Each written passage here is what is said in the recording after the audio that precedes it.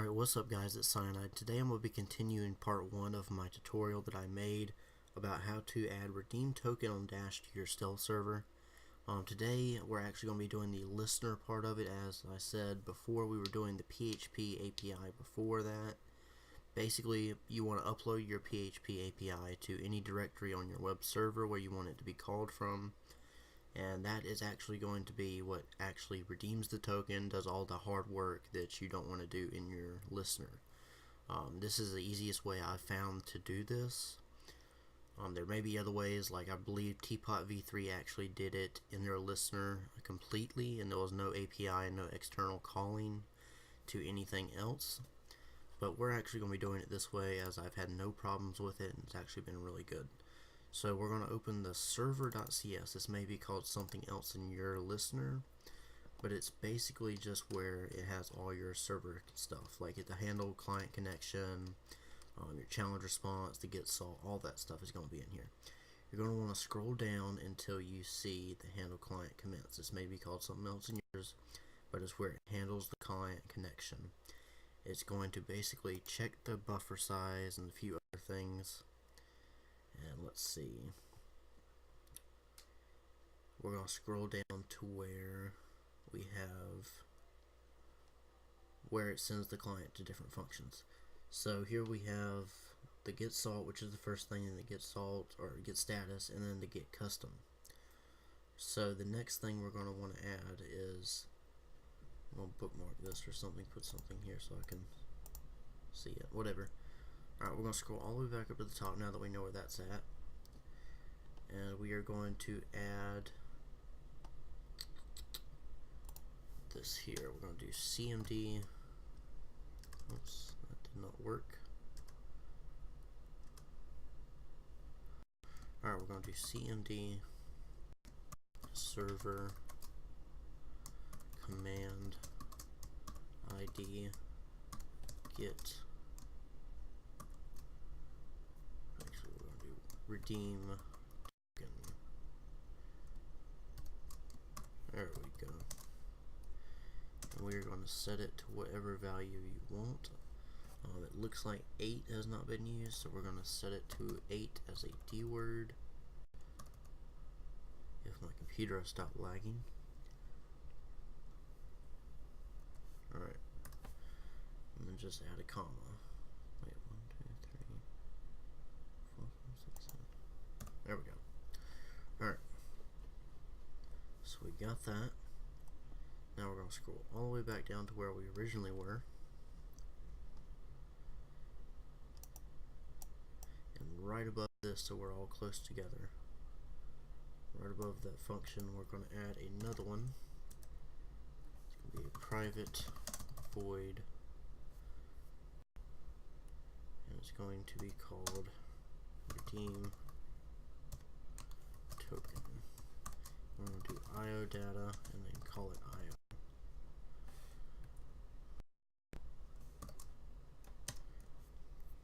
Open up our brackets here, and we're just going to leave it there for now. And scroll back down.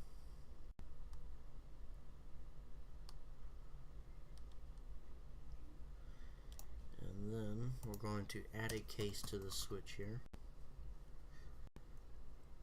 The case is going to be our command, which we called server command redeem token.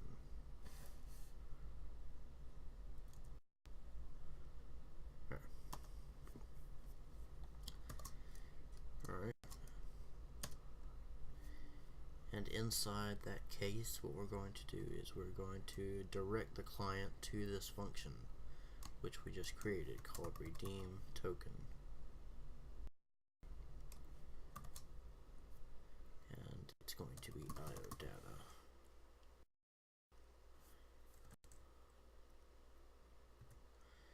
That is, if I can spell correctly. Alright, that's all we gotta do. Now we just gotta do this here.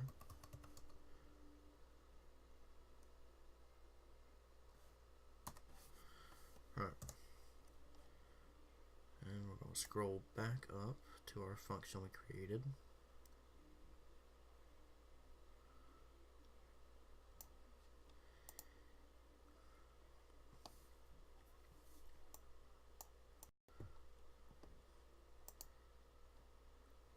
Alright, and the first thing we're going to have to do is read some data from the XEX.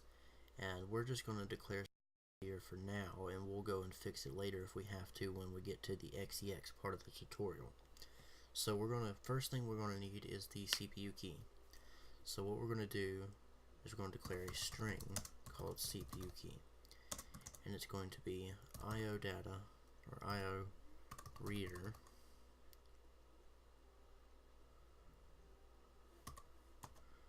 read data. Actually, hold on. I need to double. Alright, so we're going to do IO reader dot, or actually IO dot reader dot read bytes.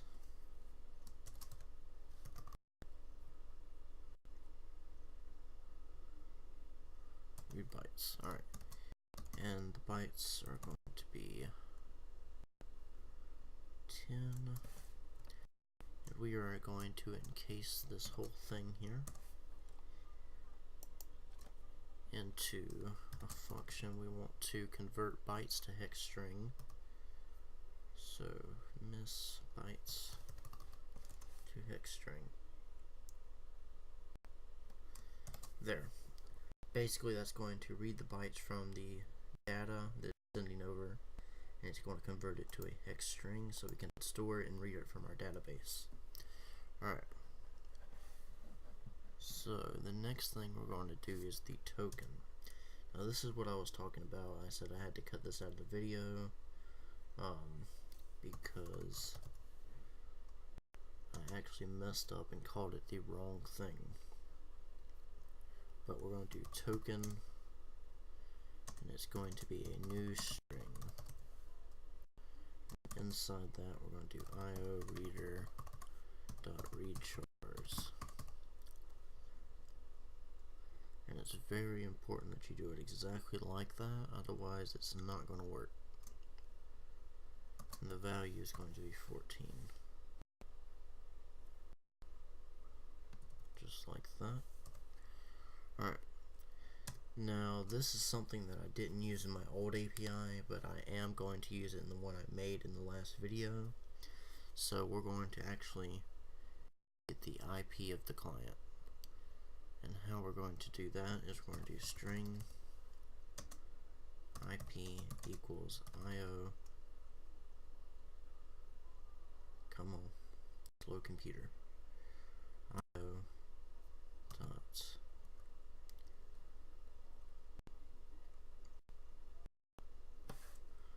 IP address dot toString.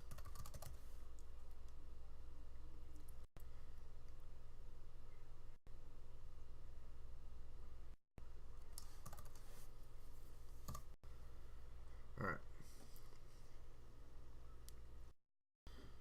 Now, the next thing we're going to need to do is actually call upon the API.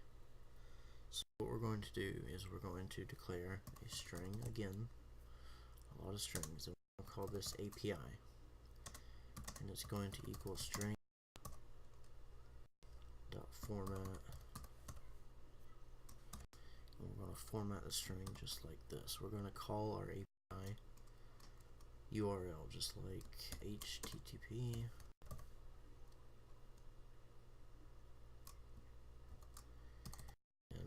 What did we call it? XBL skid. XBL skid. I messed that up.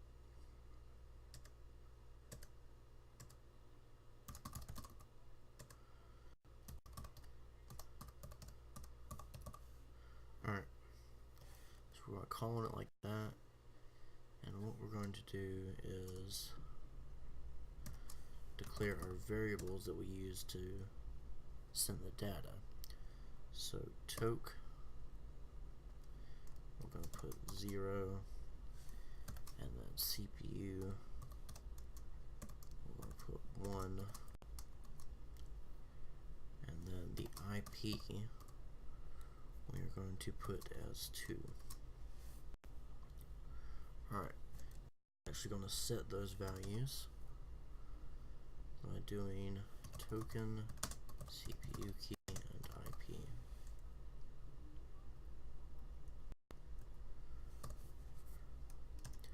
Alright, now we actually need to execute the API. So how we're going to do that is, yes, declare another string, and it's going to be our API result. And we are going to do, I'm not sure if I have this included, so I'm just going to declare the whole thing, system.net.webclient.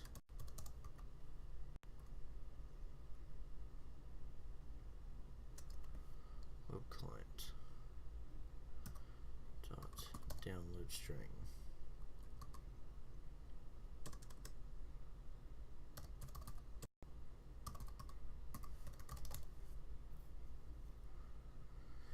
Oh my goodness, my computer's being so slow right now.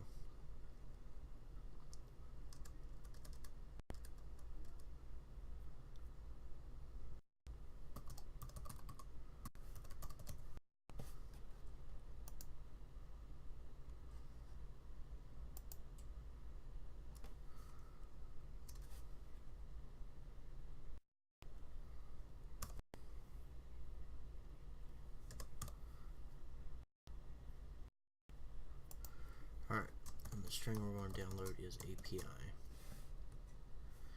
Now basically this is going to execute the command, and it's going to download what our API returns to declare in our API. So the next thing we're going to do is we're going to look back at our API, which I have open on the other screen here, at least after we fix this.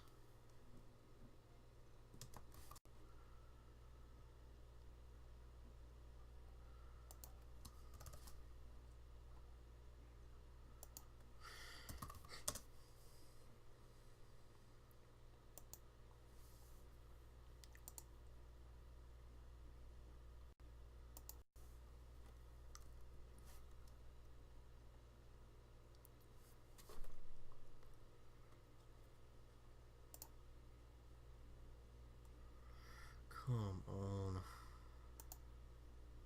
This only happens when I try to record my screen.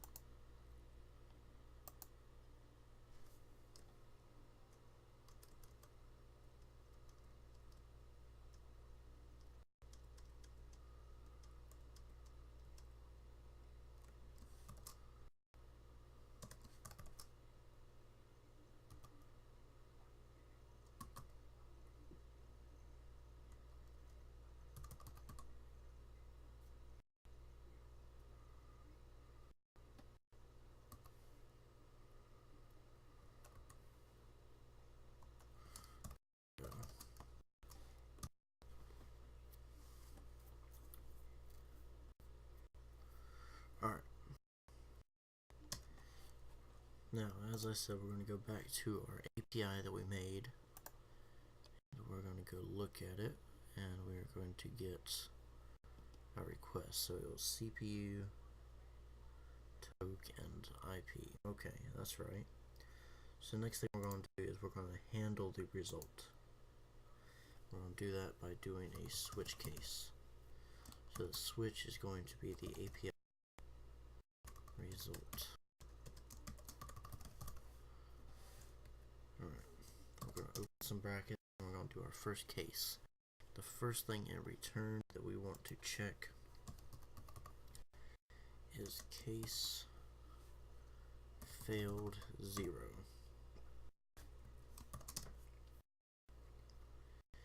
And if it failed 0, that means, let me check, it means failed 0, oh god, where's it at?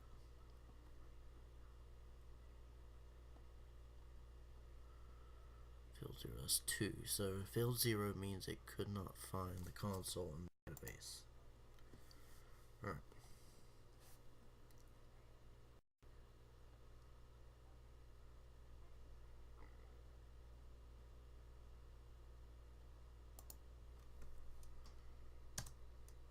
So then what we're going to do is we are going to make a comment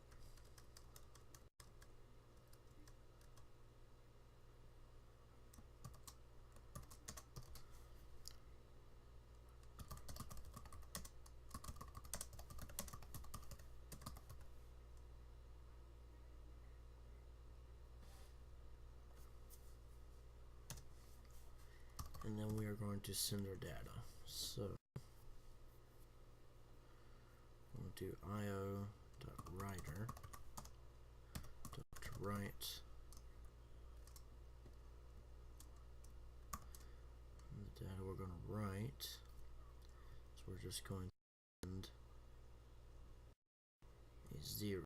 Actually, we're going to send a 1.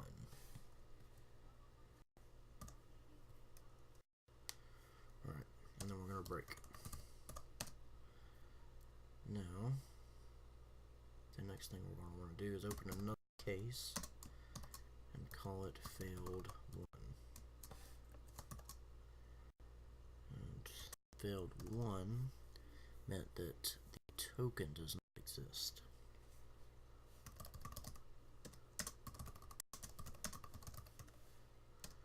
So we're going to do io.writer.write.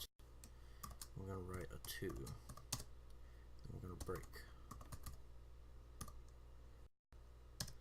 And then we're going to open another case called failed 2.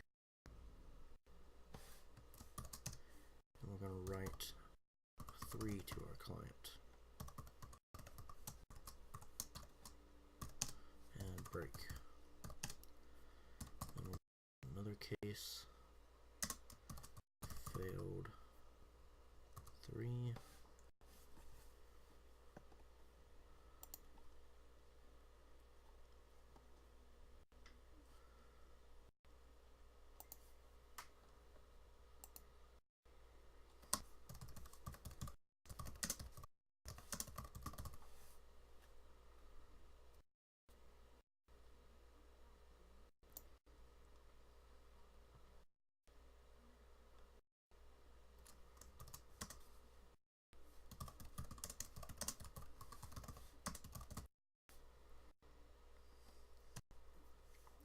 Alright, and then for this one we are going to write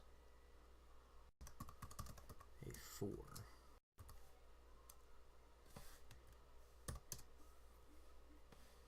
And then break. And then I believe there is one more that is success. So success. And that means token redeemed.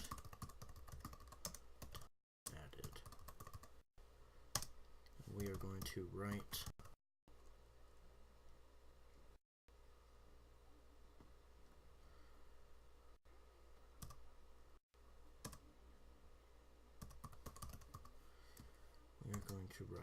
a unique number that we are going to remember, so I'm just going to say 99. Alright. Oops. Alright, then we're going to break. Now the only thing left that we have to do is if the API returns an error, that so it doesn't return one of these responses, is we are going to have to, let's see, 5. Yeah, we're going to have to do a default case. And basically what that's going to do is if the case doesn't match any of the other returns, then what we're going to do is result to the default case. So if the API doesn't return any of these strings, what we're going to do is we're going to do write, and it's going to be 0.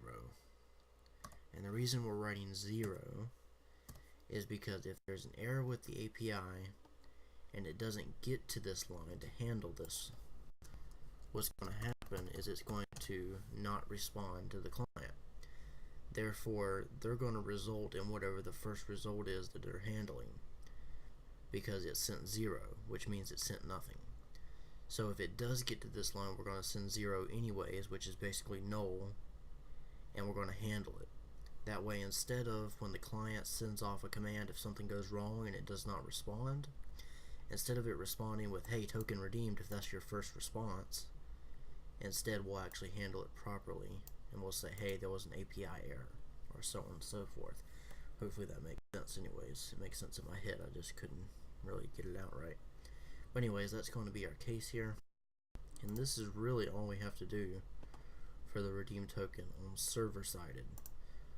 Basically, the person's going to connect, they're going to redeem a token, it's going to send the server command, respond to the listener, and it's going to handle the API and send it back to the client whether it was redeemed or not.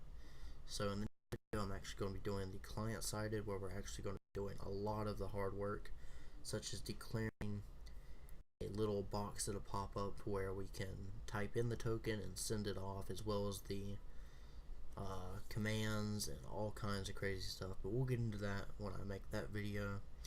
So far, just hope you like the video and subscribe if you're new. There'll be a lot more tutorials about how to do stuff with your stealth server, and come back and see us.